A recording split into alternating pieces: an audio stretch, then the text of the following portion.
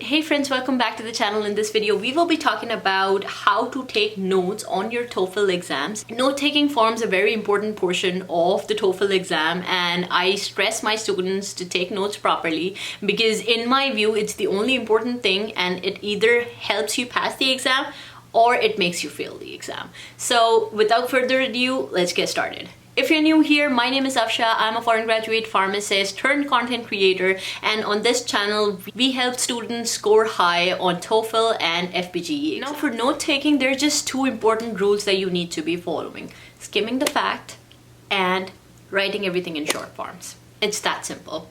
I'll tell you why I say this in a second, but think about this for a minute. So if you're listening to a lecture or a conversation or whatever it is on the TOEFL reading, writing, maybe not reading, writing, listening and speaking section, and you end up taking notes like 90% of the people do. So the professor is saying, "Hi class, I want to introduce you to this new clip today.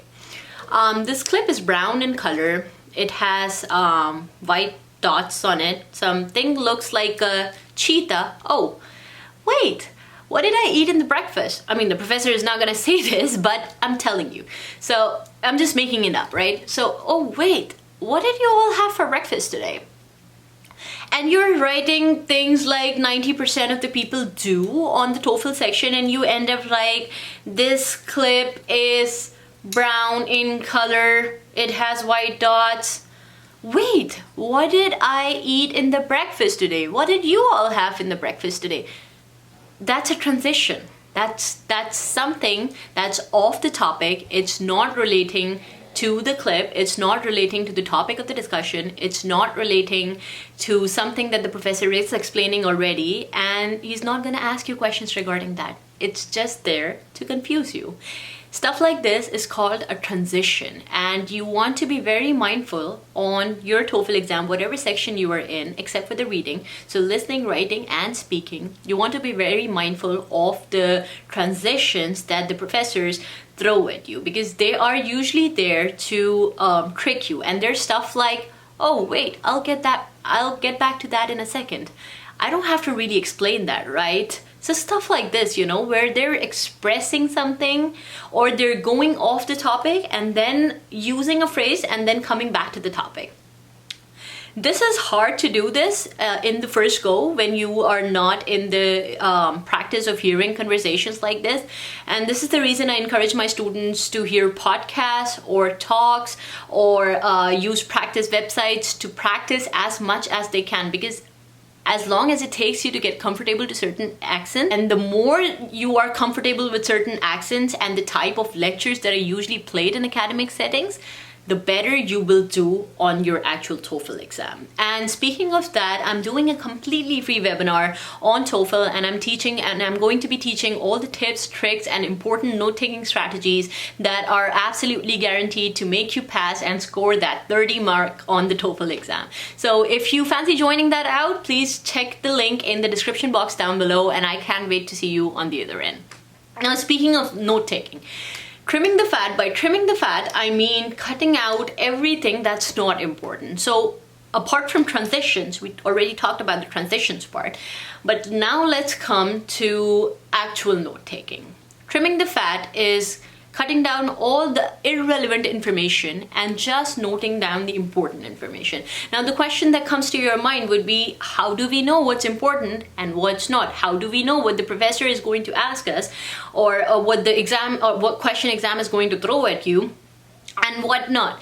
So the reply, my best reply to that would be practice. And I know you keep hearing that a lot, but practicing with proper techniques, not practicing with the templates. I highly discourage the templates that you find over the internet, because I never teach my students with the templates. I feel like they confuse you at the end of the exam, and under the pressure of the clock ticking, it's hard to follow a template and then speak, and you end up messing up everything. So you want to be just following two strategies in terms of note-taking: trimming down all the fat, and I will show you the examples how to do that, and then writing down everything in short. Now, by writing down everything in short, I mean the test takers are just going to test how much comprehension you have in terms of understanding the English and how confidently you can speak the English language. That's about it. They do not care how you take the notes. They can't even see the notes that you're taking. So you don't have to be worrying about grammar or stupid spelling mistakes or commas or whatnot. Use the randomest form available. Use arrows. Use whatever you feel comfortable in. Get into that messy kind of look. Usually on TOEFL, they give you a piece of paper and a marker. The paper is usually removable, the plastic ones, you know, and then you can just rub it and write it down. It's usually, it's not a Sharpie, it's a water removable marker, right?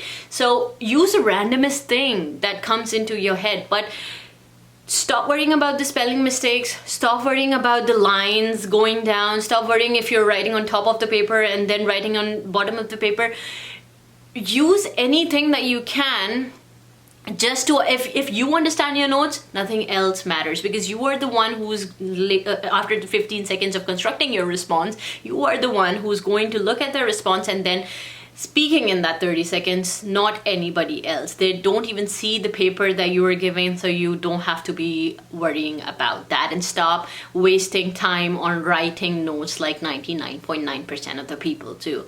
Now let's go ahead and move to the example part of this video, and I'll show you exactly how to take notes on the TOEFL exam.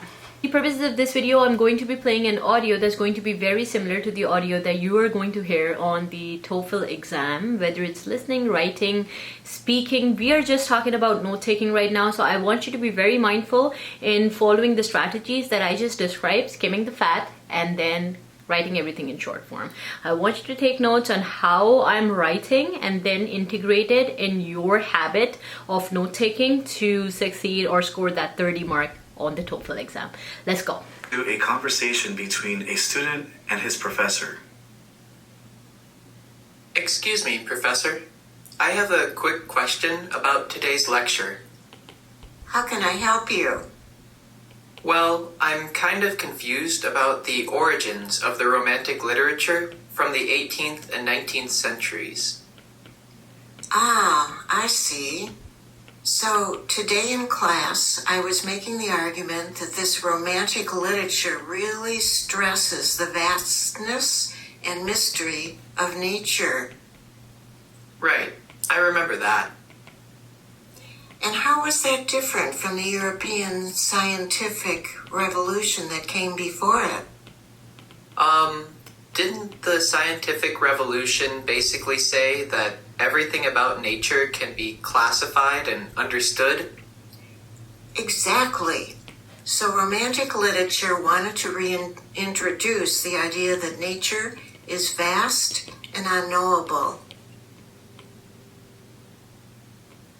Now get ready to answer the question. Boom. That's it. You see how I've taken notes? I'm gonna go ahead and change the color in this one. And I'm gonna mark it blue. Okay. So the professor, the student asks, I have a question. I haven't written anything down that the student or the professor said before I have a question, because this is exactly what I mean by trimming the fat. Trimming the fat. So anything that the professor said or the student said before I have a question is not important. They're not gonna ask you questions regarding that. And this is not a transition. This is exactly what I meant by skimming the fat. You have to skim through, and you have to get in the habit of skimming the fat while you're hearing and while you're taking notes. And I promise this will get easy once you start taking notes like this. So I haven't written down anything that the professor or the student said before. Hi, Professor, I have a question. I have just used Q and question mark for the question because I know that from hearing the lecture, I know that the student is asking Professor a question. I don't have to write down, I have a question, Professor. This took me like 15 seconds. Like, there is no point of writing the entire thing. This is exactly what I mean by, so trimming the fat was not writing anything that the student said before I had a question, because it's not important. It's just regular stuff. He's just trying to gain the attention of the professor. Nobody's going to ask you how the student gained the professor, the attention of the professor. It's not important, right? And then the student says, I have a question. Now, obviously, this is the conversation. If he's asking a question, we need to be recording the responses of the professor. So that's where our note starts. And then using just Q and question mark for the question, this is called, I'm going to make an arrow here. Oh, sorry about that. Bad handwriting. So this is known as short forms. So using the shortest form of words available, just so you can understand it, that should be enough. Nothing else matters. Okay. So trimming the fat, using short forms. I have a question mark about today's lecture. Now I've written down the entire thing, today's lecture, but I could have written down TDY LCTRE. That's fine. It doesn't matter. When I look at my notes, I will understand that TDY means today. LCTRE means lecture. You don't have to write the entire thing. And not this, but this is how I want you to be taking notes on the TOEFL exam. Let's move further. Now, I need help. I'm confused regarding the origin of Roman literature in the 18th and 19th century. Now, help, and then I've used this arrow. This is very important, guys, because you need to be connecting the dots between what the student or the professor is asking or what the lecturer is saying.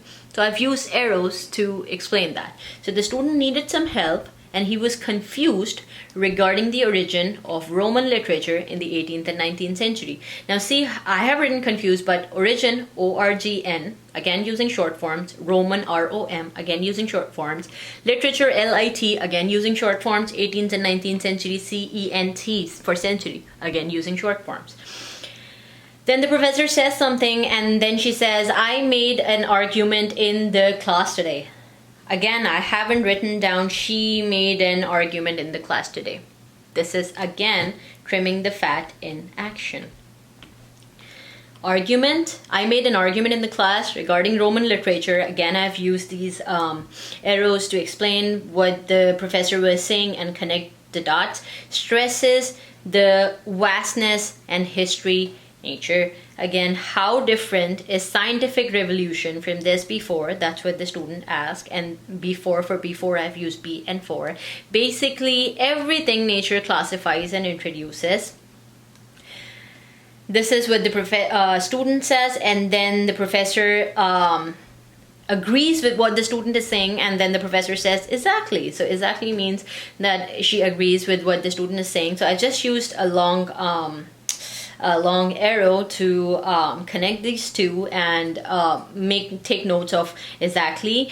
It's vast and unknowable. That's fine. That's about it. These are messy. These notes are very messy. These notes cannot be understood by any other person who's reading them, but that's fine. Nobody cares. I'm the one who's going to be looking at these notes later on, and I'm not saying to copy the entire pattern that I'm using, because that would be robotic and that wouldn't be you. Use the shortest form available, get into the habit of doing that, and then do it regularly. Start taking notes, practice like podcasts, videos, whatever it is. I'll link down some resources as well. Those are free resources.